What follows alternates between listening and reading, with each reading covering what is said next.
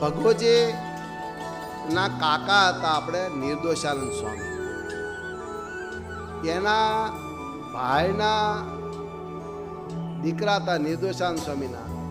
એટલે એના ભાઈ છે ને દારૂ પીતા, પછી રાજસ્થાનમાં રહ્યા હતા અને રાજવી કુટુંબના હતા. પછી એનો ભત્રીજો આવીને કીધું કે મારા મમ્મીને સરી મારવા લઈને મારા પિતા દોડ્યા છે, કે તમે દારૂ પીવો નકર મારી નાખો. દોડો. અને ભગુ એલા નિર્દોષાનંદ સ્વામી ગયા, ઉગી તલવાર લઈ અને એક ઘા માર્યો અને ભાઈનું માથું કપાઈ ગયું. પછી એને બહુ પાપ કર્યું. શંકરને મંદિરે ગયા કે મારે આત્મહત્યા કરી લેવી છે.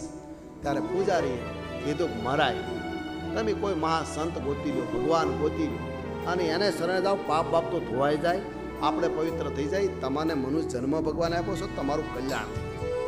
આને વાત એ ગળાથી બેહી એ જ્ઞાતિ નીકળે ને ફરતા ફરતા ફરતા આ બાજુ જૂનાગઢ આવ્યા. ખબર પડી કે ગઢડામાં ભગવાન સ્વામિનારાયણ છે અને ગઢડા આવ્યા. મહારાજના દર્શન કર્યા. દર્શન કરતા પાકો નિશ્ચય થઈ ગયો. ભગવાનના ચરણમાં રડી પીડ્યા અને રોઈ પીડ્યા, મહારાજ મેં આવો અપરાધ કર્યો, આવું પાપ કર્યું, મને બસાવો. અને બહુ પ્રાર્થના કરી રડ્યા. અંતર નિર્દોષ થઈ ગયો. ભગવાન સ્વામિનારાયણે એને પરમહંસની દીક્ષા આપી અને મહારાજે નામ પાડ્યું, આનું નામ નિર્દોષાનંદ. આમાં કોઈ દોષ નહીં. સમજાય? કોઈ દોષ નહીં. એવા ઈ સંત ત્યાં હજારો ને લાખો જીવના એને કલ્યાણ કર્યા છે. હજારો પરચાયના છે. એ ક્યાંથી આવ્યું હતું? સ્વામિનારાયણ ભગવાનના ભજનના પર.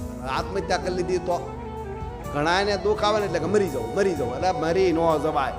ભગવાન માટે મહેનત કરે. મરી જવાતા છે? માય કાંગલા મરવાની વાતું કરે. હા, મરવાની વાતું ન કરાય. ગમે એવા દુઃખ આવે, સ્વામિનારાયણ ભગવાનનું ભજન કરે. હાવું કજાડી હોય તો ભલે, હારા કજાડા હોય તો ભલે, ધણી કજાડો તો ભજન કરો એટલે કાક મેલ આવી જાય. સમજાણું ને? ભગવાન ગમે એ ઠેકાણે પાડી દે. હા, કાંઈના અંતર પ્રેરણા કરે, સમજાવી દે, બધું થઈ જાય. કાકનું કાક ભગવાન રસ્તો કાઢી લે. ન કાઢે એવું નથી.